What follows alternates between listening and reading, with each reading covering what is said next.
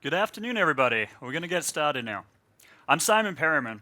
I spent about 8 years with Microsoft, spending time on the clustering team. I spent about 4 years there as a program manager. So I actually got to design a lot of the features that I'm talking about today. I then was a technical evangelist for another 4 years, so got to spend time speaking with customers around the world about how to use the different technologies. And I left Microsoft about a year ago to join one of the Hyper-V partners, Five9. And we make management and security solutions for Hyper-V. So what we're going to be covering today here is going through not just the deployment, but going through a whole different range of features coming out with Hyper-V and Failover Clustering with Windows Server 2016. So by a show of hands, who attended Alex's session yesterday, Alex DeJohn's session?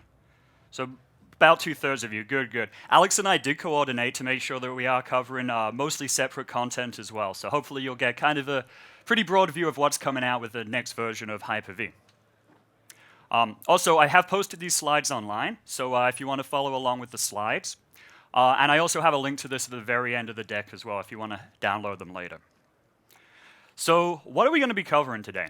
First, we're going to kind of talk about some of Microsoft's strategy around Hyper-V. One thing that I'm going to be able to articulate slightly differently is some of the design reasons why the engineering teams made the choices they did, certain scenarios that they were trying to accomplish. We're then going to take a look at upgrading, and then take a look at features down the compute, storage, networking stack, and finally end up by covering a few smaller items around security. Now with this, I've actually had to combine 3 one-hour presentations into a single session. They asked me to do a lot, so I'm going to be going through this really fast. I've got about 120 different features I'm going to be covering throughout the next 60 minutes. And as a result, doing a cluster upgrade demo that takes about 25 minutes, I had to cut that one. So we are going to be very light on demos, and by very light on demos, I mean there's no demos in this one. Sorry, just couldn't squeeze it all in here. So let's go ahead and get started and kind of talk about Microsoft's strategy here. Now, their whole goal around virtualization has been to continue having this mobility, right? Being able to decouple your services and your applications from all of that underlying hardware. Now, we've been doing virtualization for a while. This is the 5th release of Hyper-V, and each time it's becoming better and better. A more stable product, more features, more comparable with what VMware is doing.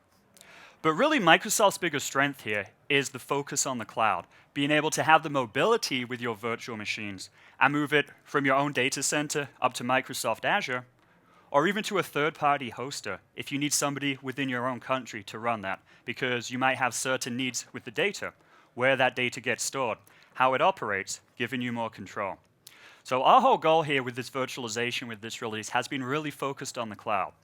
And one of the requirements that every engineering team had for every new feature in this release, how does it go and connect to the cloud? How can Microsoft Azure use it? So you're going to see across a lot of these features even more tighter integration across these different clouds. And the whole goal around that has been to drive better products, make better innovation everywhere. If you've been to other Microsoft presentations, you've probably seen this slide before, talking about how Microsoft goes and builds these applications in Azure, tests them for a couple years, and then goes and puts them in the product. And so this means that our customers should have more confidence when Windows Server 2016 comes out, that it's not brand new code, like it was in 2012 R2. This code has been running up in Azure for a year, in some cases 5 years. It's been tested at massive scale up in these Azure data centers by millions of users worldwide. I can pretty much guarantee that Azure is bigger than anyone else's data center here.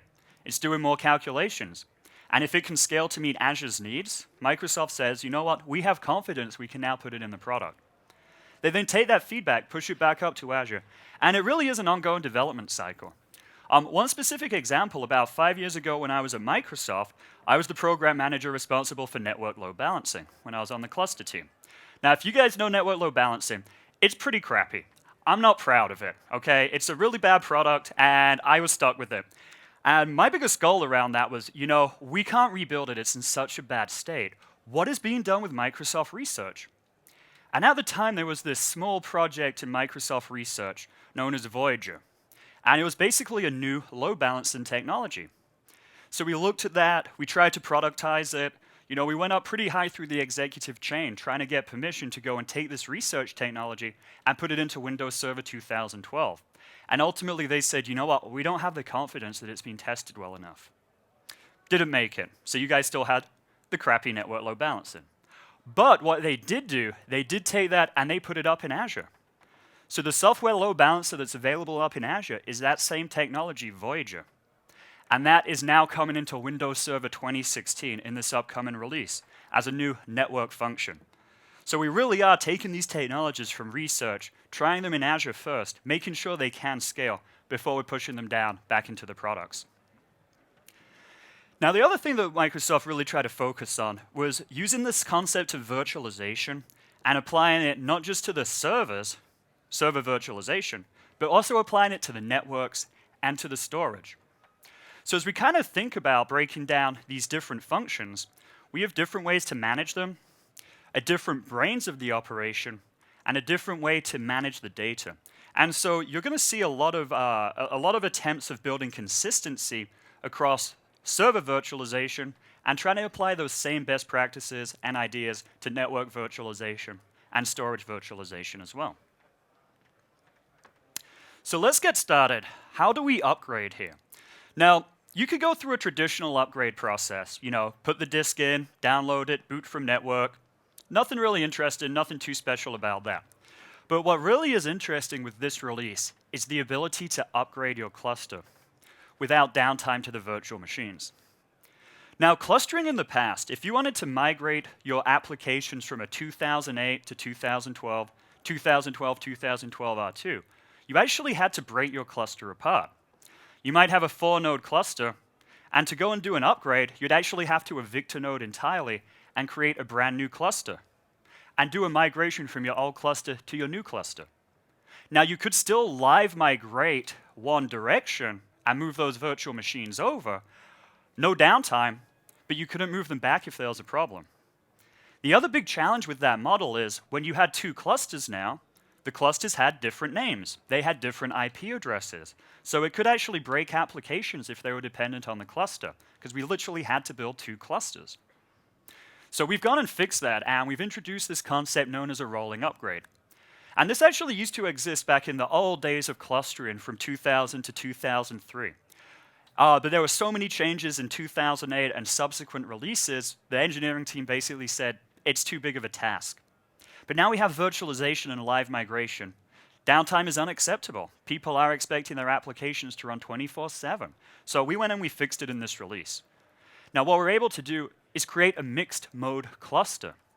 So instead of having to go and evict this node and have 2 separate clusters, I can simply go through and upgrade one of the nodes at a time, and it all lives within that same cluster. No need to change the cluster name, no need to break applications. And we can live migrate not just forward to the new version, but if there's a problem, we can also live migrate back. So let's take a look at this in a little more detail. Now, the other big change that's happening with clusters is there's this new concept known as an update level. Kind of think about this as like an Active Directory forest level. So what we're basically doing is your cluster today is running at 2012. Once you've gone and updated every node, you flip the switch, and they're all running at 2016. And then you get access to all of the features. So as you're basically going through this migration process and gradually updating each node in the cluster, doing the test, you're still using the old features. When you hit the switch, move it all to 2016, you get access to all of the new features. So it kind of gives you some control over when you want to light it up, gives you some ability to do testing in the meantime. So let's take a look at this process in more detail. In this example, I have a 5-node failover cluster. Everything's running 2012 R2. What we're going to do is we're going to go and pause a node, basically drain it, evacuate it, move all of those running virtual machines to other nodes in the cluster. We then go and kick it out the cluster, evict it. We go and upgrade it. So this first node is now running Windows Server 2016. We can then add it back to the cluster. And again, this wasn't possible in the old version. Everything had to be the same level. But we've now added it to this exact same cluster. We start to move the roles back. We do this on other nodes, and eventually all of our nodes are going to be running Windows Server 2016. But my functional level is still the old version. So I still don't have access to the new features, even though my nodes are upgraded. We hit the switch, we run this PowerShell commandlet, and now the whole cluster's running at Windows Server 2016 level. And what you've basically done here is upgraded that entire fabric with zero downtime to any of the VMs or applications. Now, this doesn't just work on your core cluster that's running VMs. This works on all of the failover clusters in the environment. So this works on SQL clusters. This works on scale-out file servers. Just keep in mind, if you are doing a migration of some other type of cluster, you may have downtime because as you're actually moving the application from that 2012 node to the 2016 node, it has to go offline during that process. Virtual machines can live migrate, no downtime. Regular applications will fail over as they move to the new version. But best way here, you want to be virtualizing all of your applications anyway. So let's talk about the biggest enhancements coming towards compute now. Now, currently, Microsoft is kind of fighting with VMware. You know, VMware's recently announced their latest scale features with 6.1, and they've actually beaten some of Microsoft's existing ones. But what Microsoft is doing, they do not do their scale testing until right before the product is released. Because throughout the next 6 months, while it's still under development, there's going to be lots of enhancements around performance, around efficiency. So it doesn't make sense for Microsoft to update these numbers on a beta. Microsoft's going to be waiting until late summer before they do all of their functional, all of their scale testing. And you're going to see all of these numbers jump. In fact, I know that we've already got higher numbers because we got higher numbers about 3 years ago when we were testing in the cluster lab. So you're going to see even larger scale, more memory, more VMs per host. All of these things are going to jump up and continue to grow. And Microsoft's intention is, of course, to leapfrog VMware and their latest 6.1 release. A big focus has still been around all of the applications, Microsoft workloads. And that's another really key advantage of using Hyper-V for Microsoft workloads. Our engineering teams really do work together. If there's a SQL performance issue due to virtualization, the SQL team and the Hyper-V team will actually go figure it out. If there's a SQL performance issue on VMware, there's a SQL performance issue on VMware, and that's probably not going to get fixed. So that's another big advantage here. Our engineering teams continuing to collaborate, work better and better, because everybody knows virtualization is the path to the cloud, and that's the path to the future. You're going to see more features around flexibility using the latest hardware, remote direct memory access, enabled NIC cards, and we'll talk a little more about those later. And continuing to get better utilization, so enhancements around dynamic memory, being able to run more VMs on a single host. And we can now add memory, subtract memory, add network cards, subtract them, grow and shrink our disk, all without any downtime to the VM. So the whole goal there is to be able to go and configure, change, and update those virtual machines while they're running without ever having to stop them, take them offline. Now, another big challenge that the cluster team tried to solve was a node that would frequently crash. Now, what actually happens within a failover cluster is you have your cluster nodes running. When one of the nodes crashes, everything moves over to the remaining nodes. When that node comes back online, based on your different policies, those virtual machines or applications will come back. But what we found is when people have a bad node, that node often stays bad until there's a genuine resolution found. If a node crashes just once, it's probably going to crash again and again until you actually figure out what is the root cause. And so we'd see this problem where a node would crash, come back online, everything moves back, it crashes again an hour, everything fails, comes back, and just an ongoing cycle. And that's been really bad for customers because it's very disruptive, causes a lot of noise, causes a lot of alerts. So we've introduced this new concept of a quarantine node. And if your node crashes more than 3 times in an hour, and these numbers are configurable, but if the node crashes more than 3 times in an hour, we're actually going to lock it down and put it in this quarantine state, where we will flag it, nothing will be able to move onto it, and we'll go and alert the administrator that there's an ongoing, consistent problem happening with this node. The administrator can check it out, do the real troubleshooting, and choose to take it out of quarantine when they feel comfortable the issue's been fixed. But our whole goal here, try to reduce all of that motion back and forth, because when that node goes bad, it's probably going to stay bad. There's been a lot of enhancements around the troubleshooting as well, especially around the logging. Now, we've done a lot of things around Active Directory errors within cluster validation. That's the best practice analyzer that you run when you deploy the cluster. There's been a lot of Active Directory dependencies that have been removed in this release as well. In the past, you actually had to have a domain controller to go and start your cluster. Now that was tough if you were in an isolated environment or a branch office because you may not actually have access to that domain controller. We had one big customer that was a cruise line. The cruise line, they basically take the ship out for a week. They run their own isolated data center. And so it was really tough for them to, be able to go and create clusters, be able to make changes when they were out at sea because they lost access to their home base. And so what we've now been able to do is remove all of those dependencies on starting your cluster, connecting to domain controllers, so we really can support those genuine remote office scenarios. Now with the cluster logs, two big improvements that have happened here. First, we reconcile the time if you have multiple nodes in different time zones.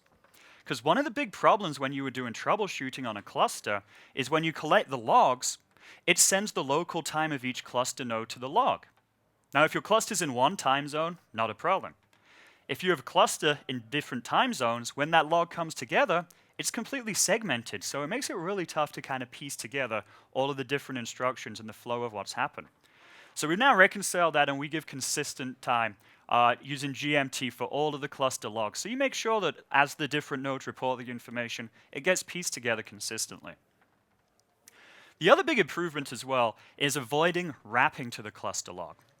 Now, this was a big challenge. What basically happens with the cluster log is it's a specific size. You write from the top to the bottom, and when that log is filled, you start writing to the top again, and it will actually overwrite what was there. Now, when people were doing troubleshooting, there's basically different levels of information you can configure on the cluster. Light information or verbose logging, which includes tons and tons of data for every single cluster operation. Now, the big challenge we had there, if somebody really had a problem with the cluster and had to troubleshoot it, they would have to turn on this verbose logging. That meant more things were being written each time, which meant that the log actually wrapped quicker. So in some cases, people couldn't go and find the root cause because the log was wrapping so frequently. So we've gone and fixed that. We've avoided cluster log wrapping.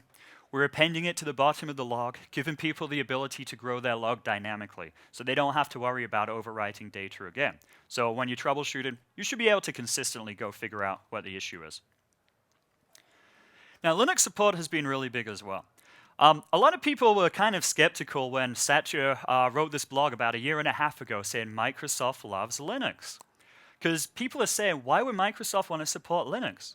It's a competitor to the operating system. We don't make money when Linux is there. Well, reality is, so many governments, education organizations, non-profits were using Linux that Microsoft was really cutting out a large part of their market. So Satya said, you know what, we're going to make Linux a first-class citizen. And they actually hired about 20 of the top Linux engineers worldwide who are working on virtualization and brought them to Microsoft. They're actually in my building. They had a whole different subsidiary. It was an independent company, but they had a full Linux team working at Microsoft. And their whole goal was all about Linux integration within Hyper-V. And what they're actually doing now is they're making sure that every Linux virtual machine is enlightened. And what that means is the virtual or the operating system, if it's enlightened, it knows that it's running within a VM. This means that the host, the physical server, can then actually send commands and go and interact with that virtual machine. Start it, shut it down, send Control-Alt-Delete, detect if there's a hang or a blue screen, detect all of these other problems. And then it can also control the dynamic memory, allow you to add and remove network adapters, things like that. So Microsoft spent so much time that they're actually checking code into the Linux open source kernel. It's going through peer review just like every other code change to Linux. And this means when customers download the latest Linux distributions, they're actually getting that Hyper-V code embedded into it. So as soon as that virtual machine gets deployed, it will interact and operate well with Hyper-V. So really trying to make this work just like any other guest operating system. Now, one of the newest ones that I've been passionate about introducing for quite a while is nested virtualization. Nested virtualization allows you to run VMs within VMs. No limitations how deep you go, though. Now, the reason why I was personally pushing for nested virtualization for a while, and I wrote about like a 20-page case study on it. Unfortunately, it got rejected in 2012. But for me, I really wanted to use it for labs and demo scenarios. You know, it's really tough when you're traveling, you're working with customers, and you carry a laptop which might not have reliable internet connection, and you want to prove live migration really does work. You want to be able to run a VM within a VM and show it functional, show it operating. So nested virtualization certainly has some good applications around testing demos. A lot of people want to use it to actually test, do proofs of concepts when they don't have enough physical hardware. So before I actually go and invest in some servers, it'd be great if I could go test my applications on my laptop, make sure that the cluster works, make sure that I can live migrate my application without having to do that investment in the hardware. But the real reason they introduced it for this release was this new technology known as containers. Let's go into containers. Now, containers is a new type of virtualization technology. We call it micro-virtualization or micro-segmentation. And what we're basically doing here is separating applications from the operating system. So conceptually, something like app-V. Now, there's basically two different types of containers that we're going to be talking about. The first is a Windows container. And what that basically means is each of the applications that are separate, they're still sharing data. They are still sharing kernel-level information, which is okay if you're a single user, a single tenant. The second type are Hyper-V containers, which are fully isolated environments, so the kernel is not shared between different users. So let's go through a couple scenarios here. Containers is a little more of a developer-focused technology, and reality is, even Microsoft is still kind of struggling to figure out what the scenarios are for IT pros, how they're going to really take advantage of containers, because we're really talking about application-level compatibility here. I was speaking with Ben Armstrong about this probably about 2 months ago, right before the holidays.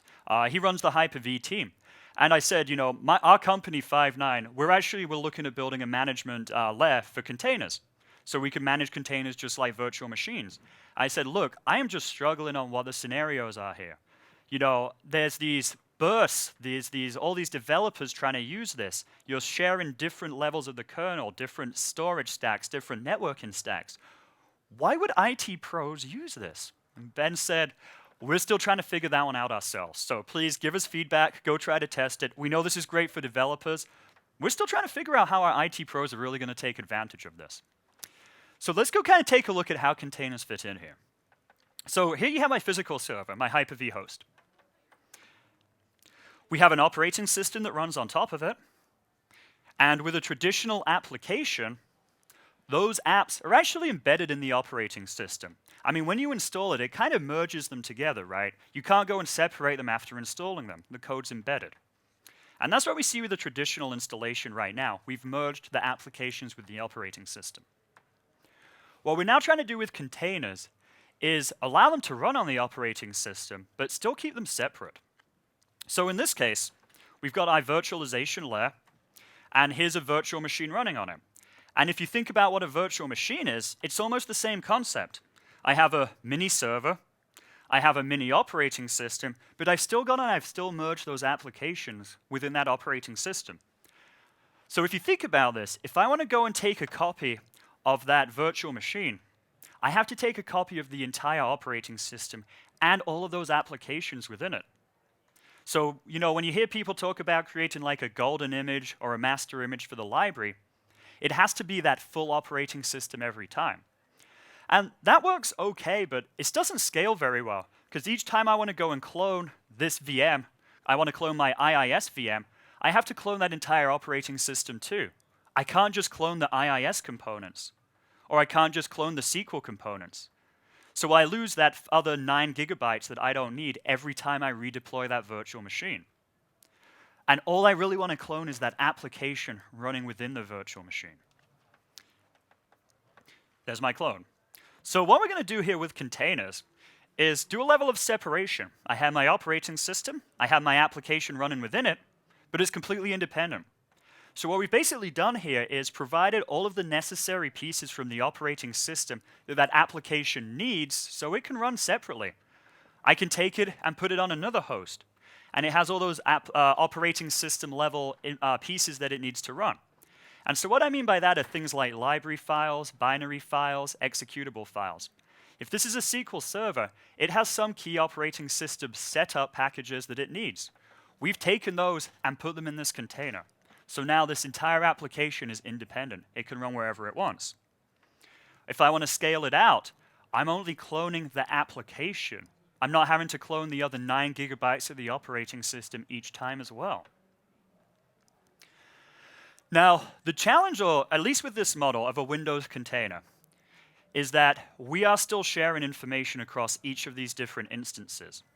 So if you're a single user, or you trust everyone that you're sharing this operating system with, that's fine. But if you're in a multi-tenant environment, this opens up a security risk, because we're sharing kernel-level information. And so what this means is one of my tenants can do a kernel-level attack, and it can actually impact those other containers running on that same host. So here's where virtualization comes in again. We can still isolate each of these containers now by turning them into basically mini Hyper-V virtual machines. So I have my virtualization layer, have my virtualized operating system, and within that, I now have containers running on it. So what's happening here is those 4 containers, those can all impact each other, but those can't impact those other 3 running inside the VM. We've now separated those for different tenants. But within that virtual machine, those 3 there, they can still impact each other. So we have the ability to kind of go through a next level, through another level, through another level, and continue to break it down so we can get that trade-off of the isolation versus the scalability here.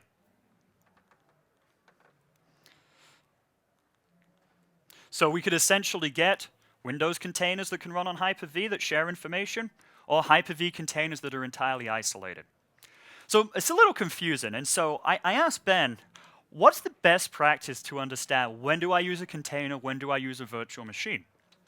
And the best answer that I heard here was, for each individual user or each individual tenant, give them a virtual machine. Let them share all of their applications as containers within one virtual machine. Second tenant gets his own VM, containers within it.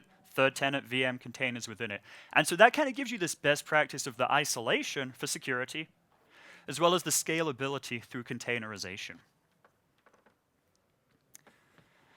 And back to my point about nested virtualization, how does that fit in? Well, as you could see, we could kind of do these multiple layers, these multiple tiers, where you can have containers within VMs, within containers, within VMs. And so nested virtualization enables us to have that at the different levels.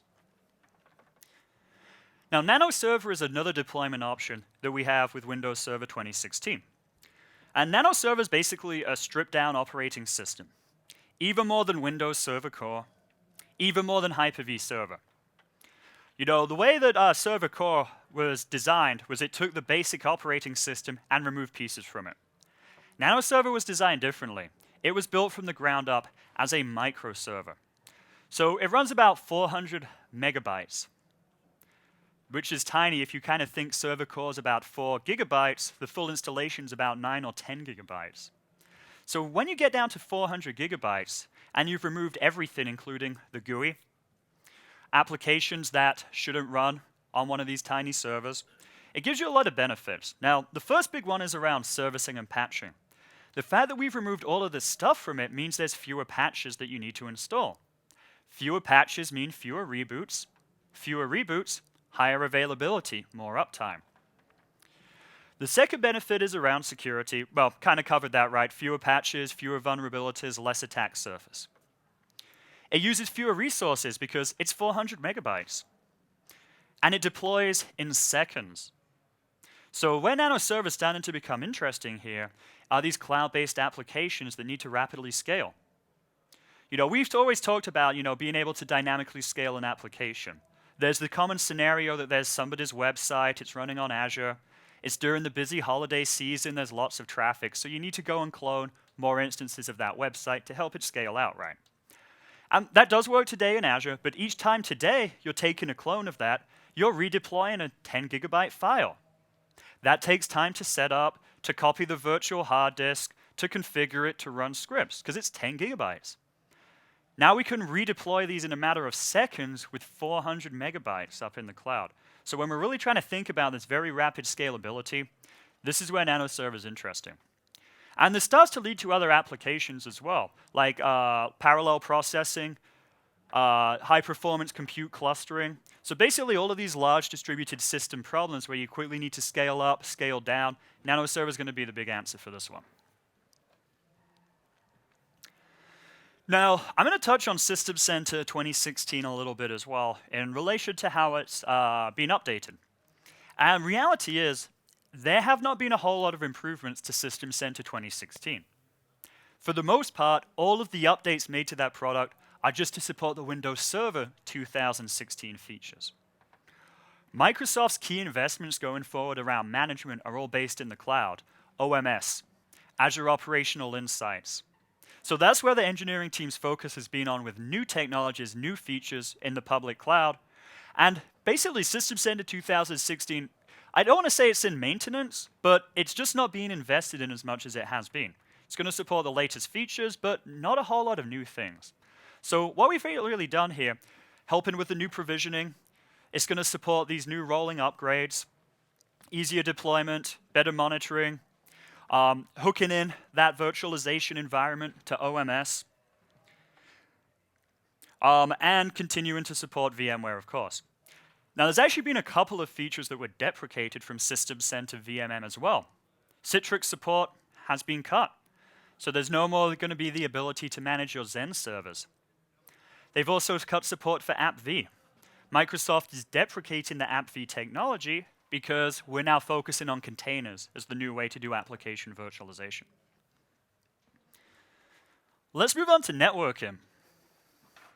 So first big enhancement with networking is really trying to focus on performance. Over the last couple years, right, we've seen the Ethernet bandwidth consumption go up, from 100 megs to a gig to 10 gigs. A lot of enterprise customers are going 40 gigs as their standard now. And with all that more information, all of that new traffic, we're seeing a lot of enhancements around the hardware industry to support that. So Microsoft has been very active working with the hardware partners to make sure that we can leverage the latest hardware-based features that they have. Most notably is this technology known as RDMA, Remote Direct Memory Access. Basically what RDMA does, it allows the networking card itself to do memory-level processing, rather than having to rely on the CPUs on each host to do that.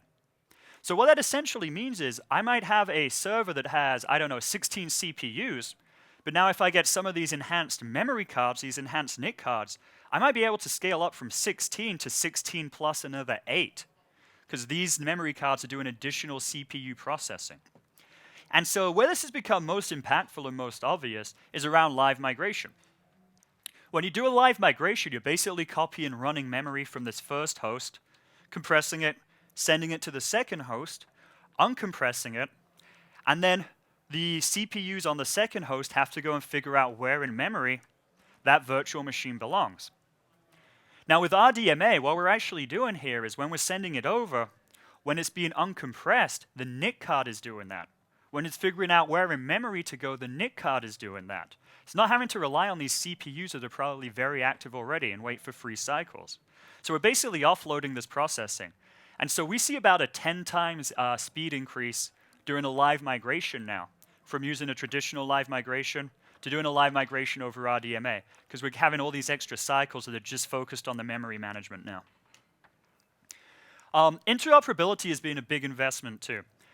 Now, this is a kind of interesting story as well. Software-defined networking is becoming big. Everybody's talking about the benefits here. And if you conceptually think about server virtualization, what you do is you have one physical server, and you create VMs by carving it up into smaller machines. Network virtualization, we want to kind of follow that same model. You have one physical network, and you can carve that up into different smaller virtual networks. Same kind of paradigm here. Now, within that type of network virtualization, one of the problems that's starting to hit the industry is there's several different standards that are being used, several different protocols. Microsoft uses NVGRE. VMware uses VXLAN. There's another one for OpenStack. There's several others kind of floating around there that aren't being used as much here. And one of the big concerns that pretty much every customer has, especially if they have these heterogeneous environments with some VMware and some Hyper-V, is how are my systems going to talk to each other? They're using different protocols. They're going to be incompatible. So Microsoft and VMware actually teamed up on this. They've actually agreed to support each other's protocols, and they've both submitted a joint protocol to IEEE, which is the Internet Authorization Authority, saying, hey, we want to go and not have these two separate protocols. We want to go and have a universal protocol. And that's still probably a year or two away from being approved. It takes a very long time to go through these different reviews. But this is actually a really good commitment in the industry from these competitive companies saying, we don't want to have these network silos. We actually want to make sure that our systems operate together. So with Windows Server 2016, Microsoft is going to be supporting VXLAN, VMware's protocol. Now within networking as well, one of the biggest cluster problems that happens is when there's a temporary loss of communication between the two cluster nodes, even if the VMs are healthy and running. So what happens today is if I have my two nodes and there's a disconnect between them, they don't actually know if the VMs are healthy on the other side. They're trying to ping each other, the pings don't get through, and then one of them says, I'm going to go offline, the other says, I'm going to start all the VMs over here. And that causes downtime. Since they can't communicate directly to each other, they also can't live migrate the VM. They actually do a failover, take the VM offline, restart it. And if you kind of think about it, just because these two nodes can't speak to each other, it doesn't mean that the VMs themselves aren't healthy and running and operating and accessing the virtual machines networks. So clustering built in a variety of different checks now. Instead of failing over when there's a disconnect between the two VMs, they'll try to reroute the traffic, reroute the communication, ping each other's VMs, and if there's a way to guarantee that the VMs are healthy on the separate sides, they allow them to run without doing any failover. So this should add some more resiliency to your clusters. The cluster team also introduced a whole new concept to doing multi-site clustering as well. And multi-site clustering is when you have your nodes in two or more different geographic locations. The whole goal around multi-site clustering is disaster recovery, right? I lose one data center, my information's available somewhere else. Now the challenge that we had with multi-site clustering in the past was that the frequency that you would go and ping each node, that was tough to configure. Now, the reason why these pings are important is this is the cluster's health check. For one node to know that the other node is healthy, they're basically doing these pings back and forth. If a certain number of pings are missed within a certain time interval, we say that there's a problem. One of the nodes is unhealthy. Now, the challenges that we started to see around that is as the distance gets bigger between the two sites, those pings are going to take longer to go back and forth. That as we started to introduce virtualization and we're flooding networks with live migration traffic, a lot of the times those pings wouldn't go through. So Microsoft said, we need to do something better, we need to scale it out. So we've introduced this concept of sites, where you can specifically assign nodes to site A, site B, site C, whatever, and you can configure all of the network ping policies for each specific site. So in the past, it was a global policy. Now we can configure it. So in your backup data center, maybe the pings are slow. In your primary data center, pings are fast. But you now have the control over how to go organize this. Now, one of the biggest new features that I think is coming out with Windows Server 2016 is a brand new role known as the network controller. And this is basically going to be the brains of your entire networking operation. VMware has something like this called the compute cluster. And what we're basically trying to do here is centralize all of the network management operations. Now, Microsoft was kind of doing this today with System Center Virtual Machine Manager, but in fairness, VMM has had a lot of trouble managing software-defined networking. It is really confusing to do it through VMM. And if you didn't have VMM, you couldn't do any of the software-defined networking. So Microsoft kind of built this from the ground up. And this new role is going to manage all of the networking functions, from IP address management, MAC address management. It's going to collect history about the different IP addresses for each VM, so as they fail over, change location, it keeps track of them. But most importantly, rather than just being the centralized brain that gives you all your information, it's going to support network function virtualization. NFVs. Basically what an NFV is an appliance that's virtualized. So we now have a virtualized load balancer. This is in fact this Voyager product that we were talking about earlier that's been running up in Azure.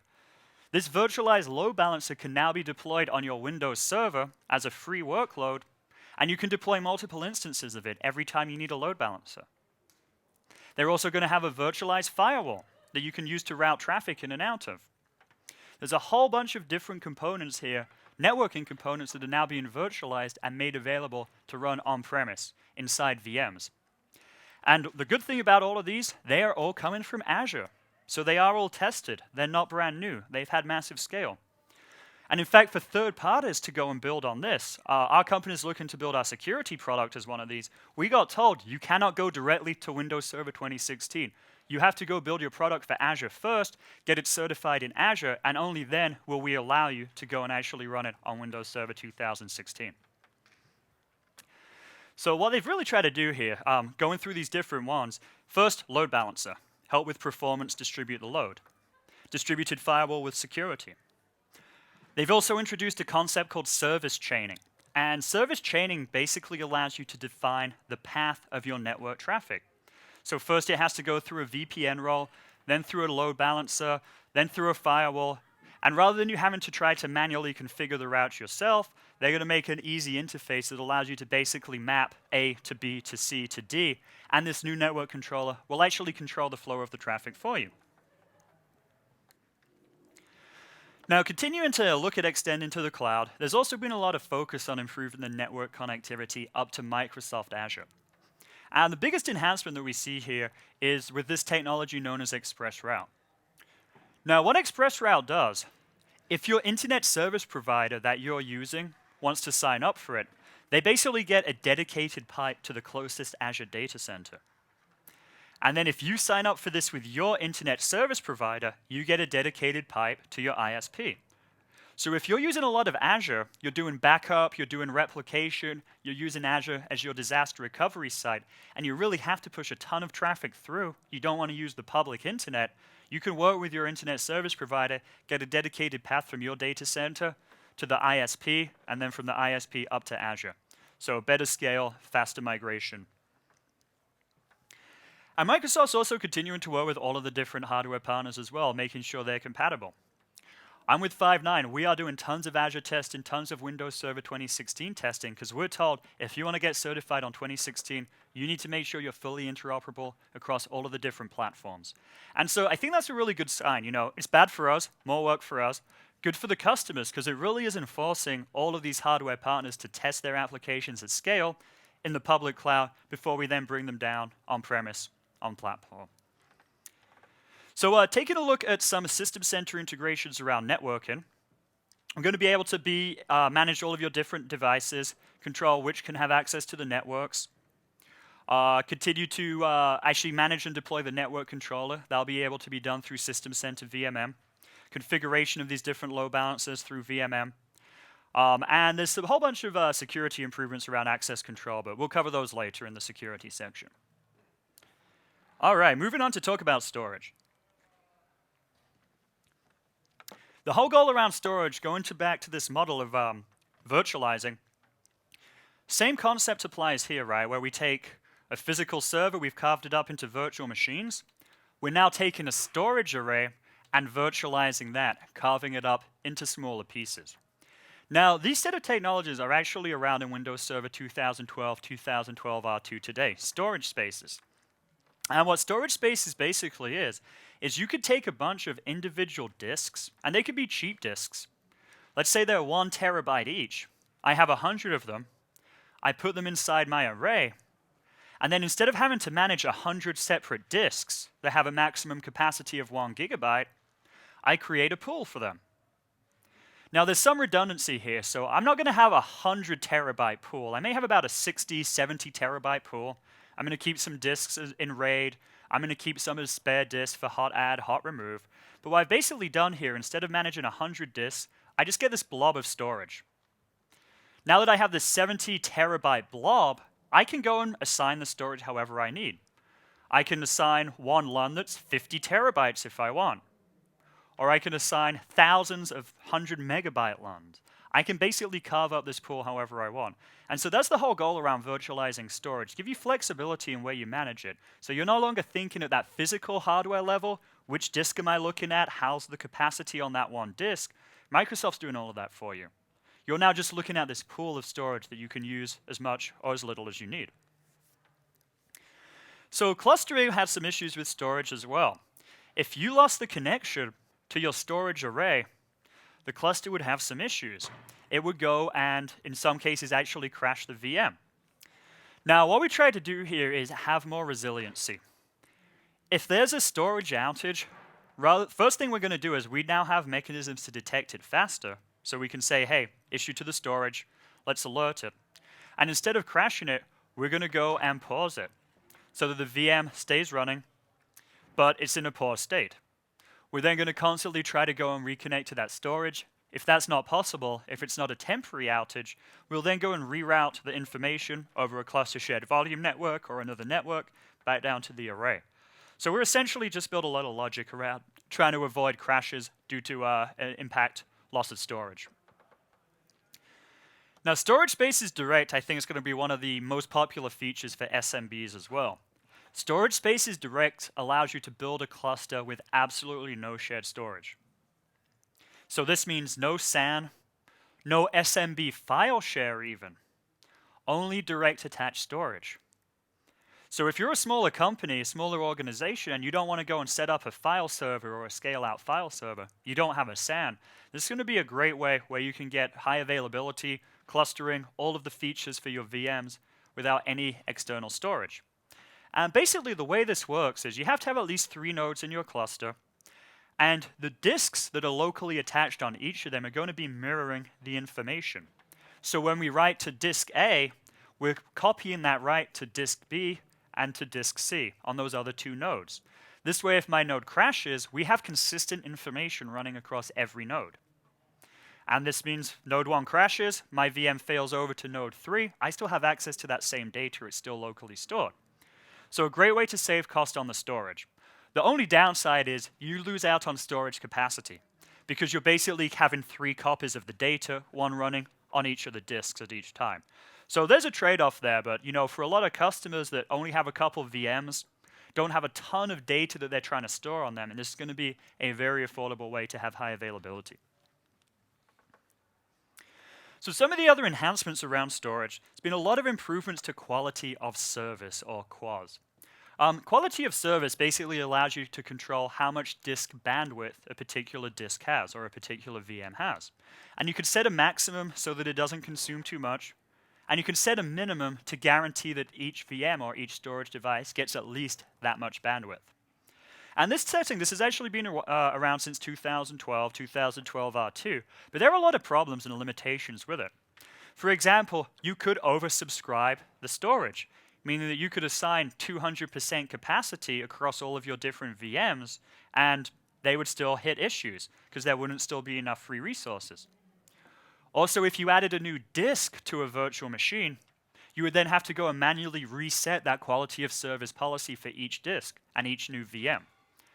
So we've introduced some global quality of storage policies, where based on which VMs are running on each host, we'll go and readjust those limits so that they're even, they're balanced.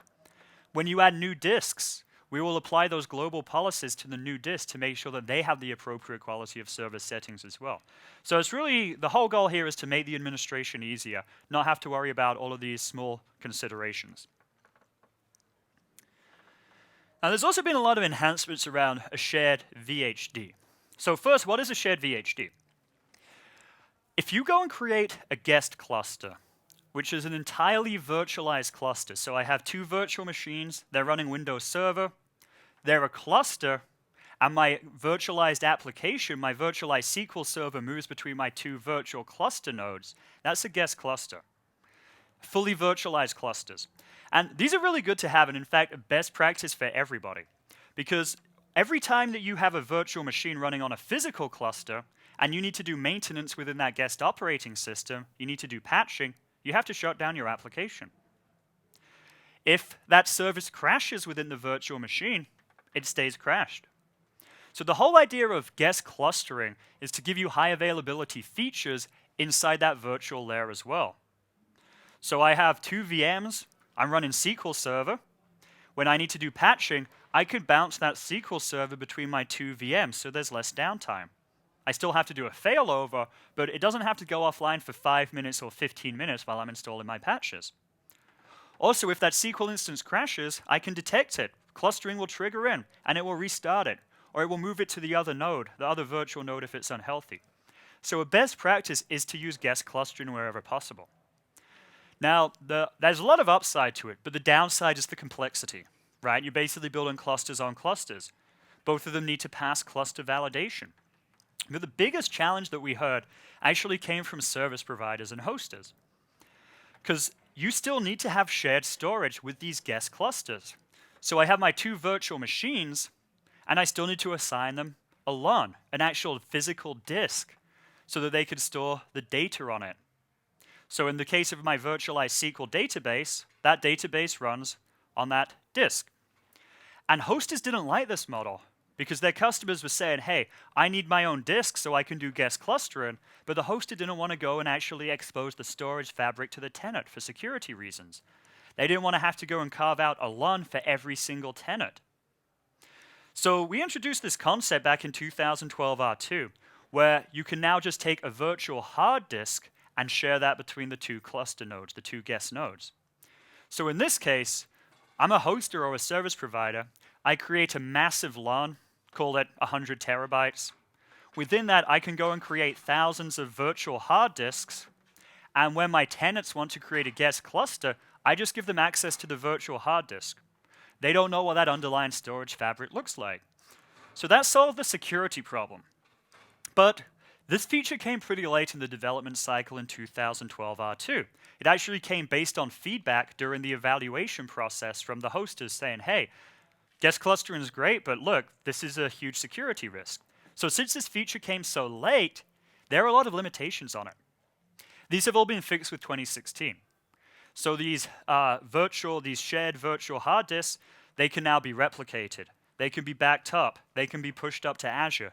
They can be resized. So they basically function just like any other virtual disk, helping encourage our service providers get that level of security. Now this is my 3rd biggest feature that's going to be coming in Windows Server 2016, inbox storage replication. Now to set a little comparison here, Hyper-V Replica is a technology that's existed now since 2012 R2. And with Hyper-V Replica, we take a virtual hard disk from a VM and we copy it to a disaster recovery location. And we do that copy every 5 minutes, every 30 seconds, or every 15 minutes. There's basically 3 settings. But the downside of that is you could have data loss.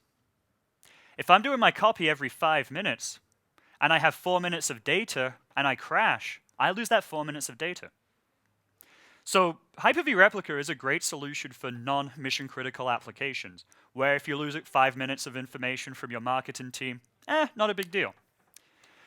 The other option was to go and use synchronous replication. And with synchronous replication, a write happens in one location, it's immediately copied to the second location, and then an acknowledgement gets sent back. And only then are both sites committed. Both changes committed in 2 locations.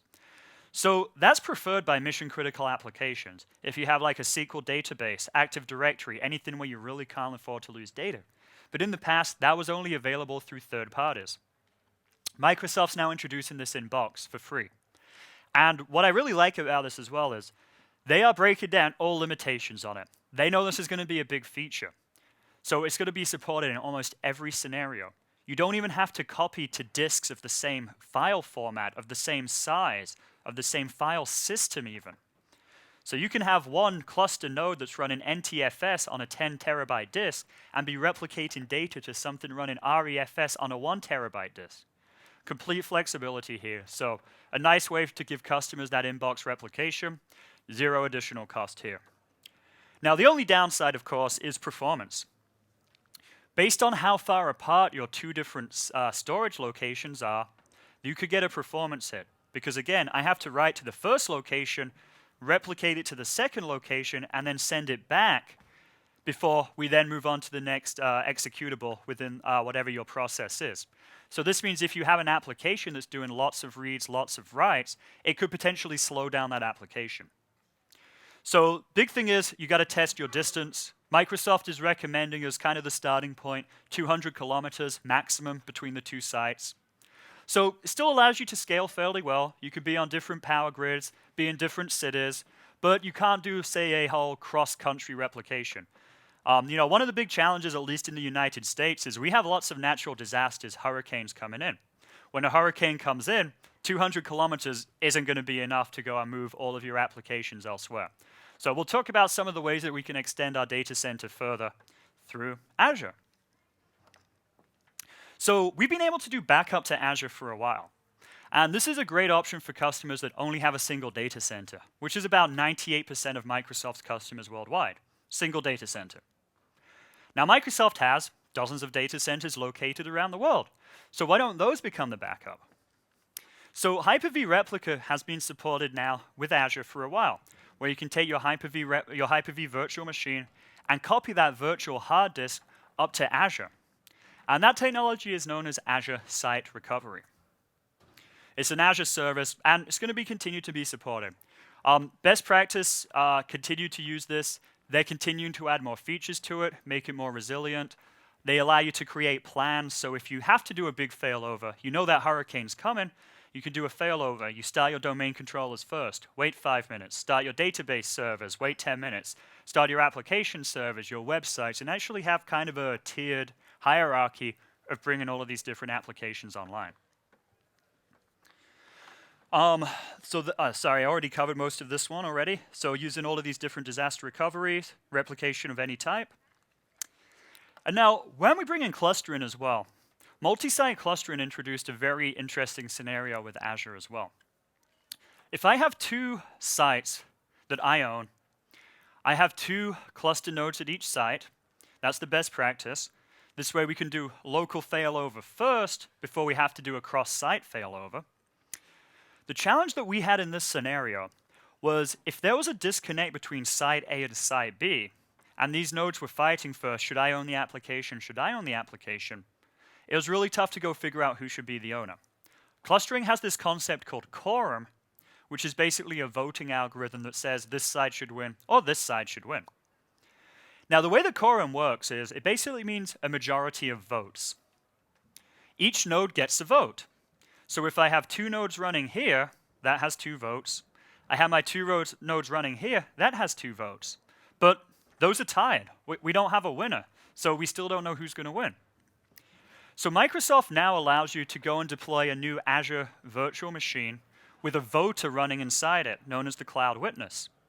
So I can have my 2 nodes, my other 2 nodes, whichever one of them first accesses Microsoft Azure's public cloud, they get that 3rd vote, they become the winner, they stay online. Now, as you know, Azure does charge based on consumption. So throughout Microsoft's testing, they've had this now running up for a couple of months. It has cost them a total of 0 cents. It still hasn't even rounded up to a single penny, the amount of actual services that this requires just to have this up and running. So really, really cool. Almost a free solution. You still need an Azure account to make it happen. Taking a look at storage management through System Center VMM, big enhancements are around bare metal provisioning. So taking a brand new box, plugging in the power, plugging in an Ethernet connection, and then doing a bare metal boot. So speaking to the baseboard management controller, installing that. They've added more features around that, so we can now deploy bare metal servers as scale-out file servers, storage arrays, things like that. Continuing to work with all the different hardware vendors for SAN integration, better monitoring, and better backup integration. All right, almost done here, wrapping up on just the last 2 slides. So enhancements around security. Security is always a big key thing. With virtualization, we've added a lot of security benefits now that things are running isolated. Some of the newest enhancements coming through here are just-in-time, just-enough administration. JIT-JIA is the term that Jeffrey Snover likes to use, who came up with this. And what this basically means is you can give admins rights and only limit it for a certain amount of time. So for example, if your SQL admin needs to go and configure some disks on the cluster, we could say, great, you can now have access to my cluster, but you only have it on this particular day from 8 in the morning until noon. After that, your credentials expire, you can't touch my cluster again. So it allows you to assign that control, but allows you to be careful that you don't forget to go and block that person later. They've also added a concept of a virtual TPM. A TPM is a security component that lives on the physical server. And it basically double checks and verifies that people that are accessing the server, starting virtual machines, really have permission to do that. What they've now done is they've taken that same concept and put it inside virtual machines. So this better controls who can access virtual machines, virtual disks, who can start them, who can interact with them. And what this has done is this has really helped enable the hosted scenario. Because one challenge today with service providers and hosters is that usually the admin, the service provider, can get access to the data on a virtual machine. Even if they don't have the rights to go and log into that virtual machine to the guest operating system, if they have access to the virtual hard disk, they can just take a copy of that virtual hard disk, add it to a brand new virtual machine that they own, and then have access to their tenant's data. Kind of scary. So with this whole new concept of the virtualized TPM, it's now also going to control access to those virtual hard disks. So this means that admins cannot get access to their tenants' virtual machines, even if they go and clone the disk. They still need to have this matching key. There's been a lot of improvements around security login, more detailed information. You can now push all of your data about security up to Microsoft Azure. There's a new Azure Security Center, threat analytics, systems like that. And another enhancement for service providers as well is this feature called PowerShell Direct. And PowerShell Direct actually allows you to run and execute specific tasks directly inside of VM without having to log in. So what this means is admins can go and set up things such as setting up security agents, doing some deployment stuff without ever having to log inside the virtual machine. When the setup's done, the tenant can say, off, you can't access my virtual machine anymore, and then it disables this from the host. So it gives you the ability to go and set some things up, but then allows the tenant to say, okay, we're done, you have to go now. Finally, Azure Pack, Azure Stack. Now, we talked about Microsoft with the public cloud, the private cloud. But what if you need to run your own private cloud? Because you need to make sure that the data stays within your country to meet certain laws or regulations. So Microsoft basically productized Microsoft Azure. And you can now run Microsoft Azure in your data center on your hardware. Today, this technology is known as Microsoft Azure Pack. A little later in this year, they're going to be releasing the next generation of that known as Microsoft Azure Stack. So what's the difference here between public cloud and private cloud? Well, from your tenant's perspective, the end user, no different. People sign into a website, it looks like Azure, they deploy virtual machines. Tenant experience is kind of the same experience you guys have when you log into Microsoft Azure's public site. The big difference is the back end. Since you now control the hardware, you control all of the policies around it. So you get to say, here's the different size virtual machines that you can deploy. Here's the different replication settings that we have. Here's the different types of storage arrays based on different speeds that we give you access to. And that's the biggest difference here. With Microsoft Azure Public Cloud, you only get to be a tenant. Microsoft IT controls the back end. With Azure Pack and Azure Stack, you get to control both the tenant experience and the back end. So you get to organize where your data lives. So very interesting technology. So if you're a service provider, definitely take a look at this one. So as I wrap it up here, hopefully you saw there's a lot coming. At least 120 new features as part of this. And Microsoft's big focus, again, all around the cloud, improving everything, virtualizing everything. Here's a couple resources I recommend. Microsoft Virtual Academy, a great place to go and learn about all these different technologies. There's a bunch of free ebooks available online. So another great way to just go get some new training. We're actively working on the ebooks for Windows Server 2016. I'm reviewing a couple for Nano Server and some other ones. They're definitely in the works, so stay tuned for these latest ones. I'll just wait a moment for photographs. Good. One more coming. All right. So that's all I got for you today. If you have questions, I'm going to stay around for a little bit after the session. Please come up and ask me anything. You're also welcome to tweet me. You're welcome to email me. I'm more than happy to address any of these. The slides are also available online at this link too, so if you want to go download a copy, please do that. Hopefully, you guys are excited about Windows Server 2016. I am. It's personally great for me to see some of the features that I've been working on back in my days at Microsoft finally come into life. And we definitely want to encourage you to upgrade as soon as possible. Again, this isn't brand new code. This has been code tested, used in Azure at the highest scale possible. So go ahead, deploy Windows Server 2016 as soon as you can. Thanks all for coming. I hope you enjoyed the conference. I hope you think they saved the best for last, so please give me great evaluations. Thanks, guys.